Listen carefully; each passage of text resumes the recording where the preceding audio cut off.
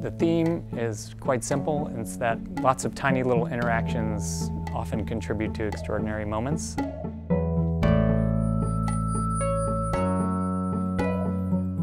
These things can go in any manner of direction, but usually we kind of start out with like how you end up here. So I'll be honest, this is actually maybe another thing. You are the only person in my more than 40 years that I've ever met from the state of Nebraska. Wow. Like, period.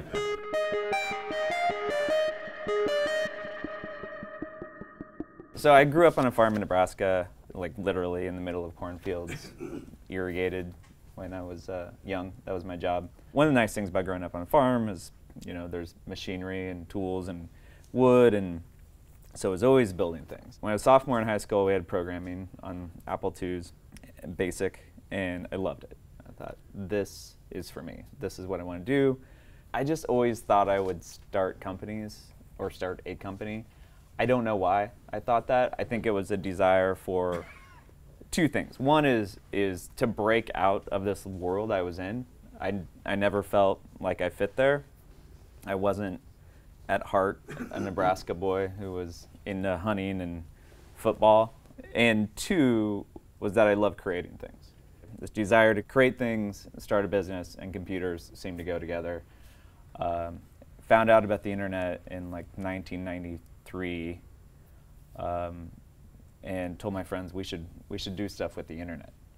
And so we tried to start an internet company in Lincoln, Nebraska in 1993. It wasn't clear what that meant. Our first product was a how to use the internet video. And video with some shareware and a binder, self-produced. Does this exist? This growth has occurred not only in the number of internet citizens, now estimated between 20 and 50 million worldwide, but also in the number and variety of internet applications, services, and resources available. Of seemingly parallel growth is the amount of information available about the internet and the interest level of the general public and media about it. I'm shocked it hasn't made it to the internet yet, although I may have tried to keep it from reaching the internet. So I started this company before I'd ever worked in a company, so that turns out was a bad idea. Really had no clue. I had dropped out of college, and it was expensive and painful, but educational. That was my first company.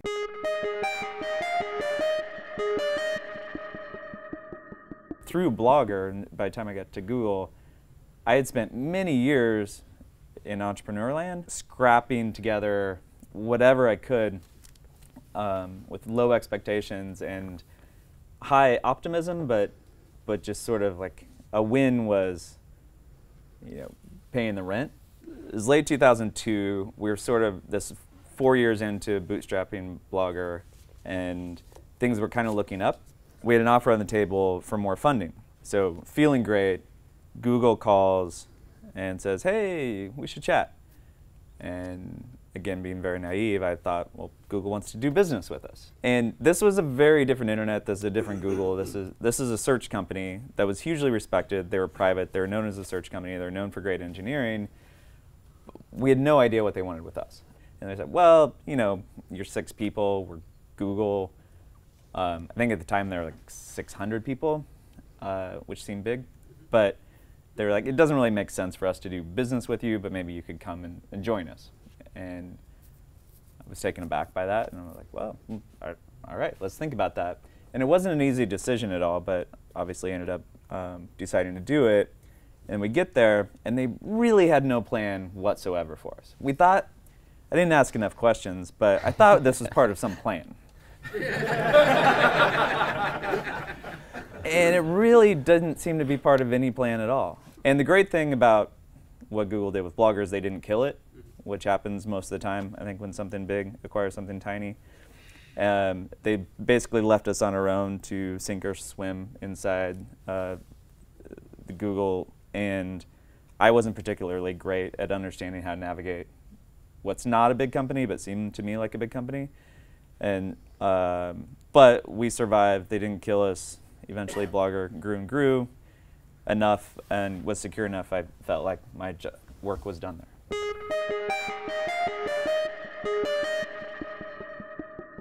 We started obvious with this. We really no plan. Biz and Jason and I wanted to work together, and we thought we didn't know if we were going to build stuff ourselves or invest or incubate things, and so we started doing all the above. But I did come up with a criteria during that time in terms of what projects we get involved in, and it was basically, is this something we want to succeed in the world, whether or not we're involved? Which was a useful filter, because there's a lot of things you can get seduced into and think, well, this is a really hot founder who's going to be successful, and this is a great idea, and this is a great market. But if I don't care whether or not it succeeds, if I'm not going to make money off it or be involved in it, then that's a deal killer for me, because that's not why I do things. Number two is, can we bring something unique to it?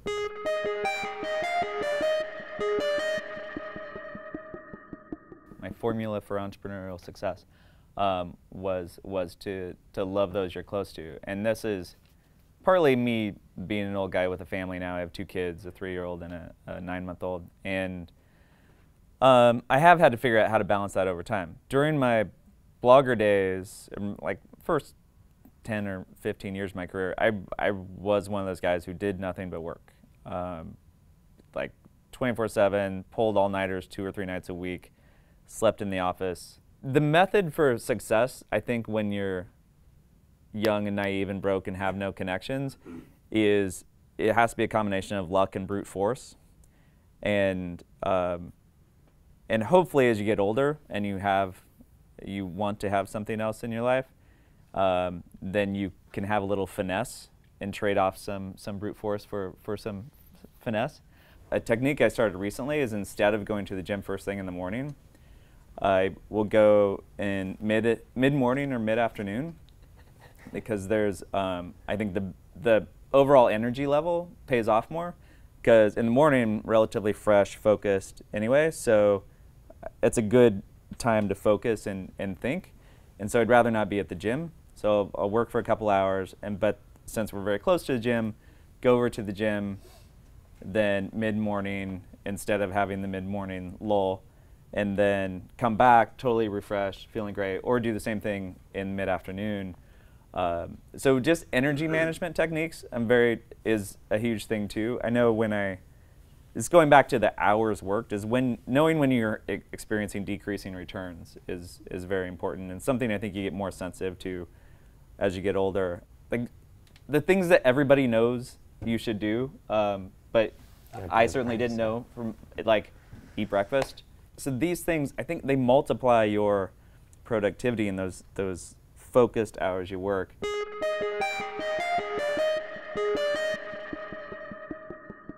I kind of believe in the progress principle. If you hire the progress principle is this book, but it's based on this study that says the #1 determinant of job satisfaction is whether people feel like they're making progress. And so a lot of things go into that, but that really resonates with me, and with most of the high-performing people that I've hired. I see, there can be annoyances, there can be assholes, there can be uncertainty. If they don't feel like they're making progress, that's when they really get bummed. My dream scenario, and I don't have this figured out yet, is to build a company where you achieve the maximum amount of flow on a daily basis. Flow. Yeah. So. And that's when people are happiest and getting the most done, is when they're in flow, if they're spending a large part of their day in flow. And so we try to do everything we can to achieve that. Lowering anxiety and uncertainty is a big part of that, I think. And having very clear goals is a big part of that, and having things that are harder. And flow is all about balancing anxiety and control. And so not anxiety, but stress. So something has to be hard. It has to be difficult, but not too difficult.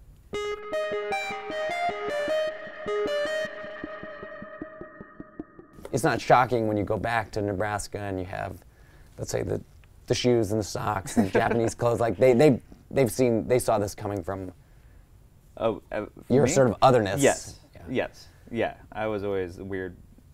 So if we flip that around, Nebraska. If we flip that around, is there anything that you brought from that into subsequent companies?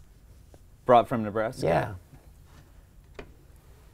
I think I sort of inherently have a high degree of naivete and lack of skepticism that like I'm very trusting and I'm just overly earnest, which I think for the most part is good. I like that in people. It doesn't always pay off to be that way. After I sold Blogger to Google, one thing I noticed about people at Google, and especially Larry and Sergey, is that their expectations were so high compared to mine. Like, I was confident in what was, and always hugely optimistic about what was possible and what Blogger would become. But the thing I noticed about Larry and Sergey is they just thought at such a higher, bigger level. They did things that most people thought weren't feasible, even if they were theoretically possible, they weren't really feasible to do. And they're like, nope, we're going to do that. Even their mission, which they defined as, you know, make the world's information accessible and useful, not the web. It's huge. Mm-hmm. It was hugely ambitious.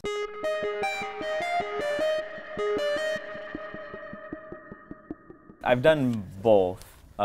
Stuck with things when there was no sign that I should, and cut things off when they weren't going great. And how do you know is Seth Godin wrote a great book called The Dip, which was all about this. It's only like 50 pages or something, but it's all about this question, because even successful things aren't up all the time.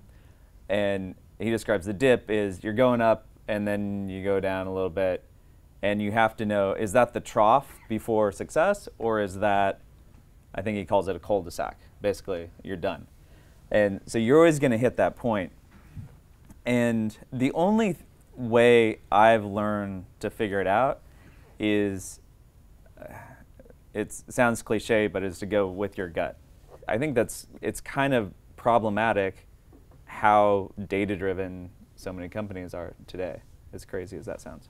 I've invested in some companies that have pivoted, as they're wont to do, really early, and I was totally bummed because they went from something exciting and hard to something boring, but it was working. And I see this mentality that's, I think, common, especially in Silicon Valley with engineer-driven startups who think they can test their way to success. Yeah. And they don't acknowledge the dip and the really hard problems. You don't see market success right away, and you can't. You have to be willing to go through the dark forest and believe that there's something down there worth fighting the dragons for. Because if you don't, you'll never do anything good.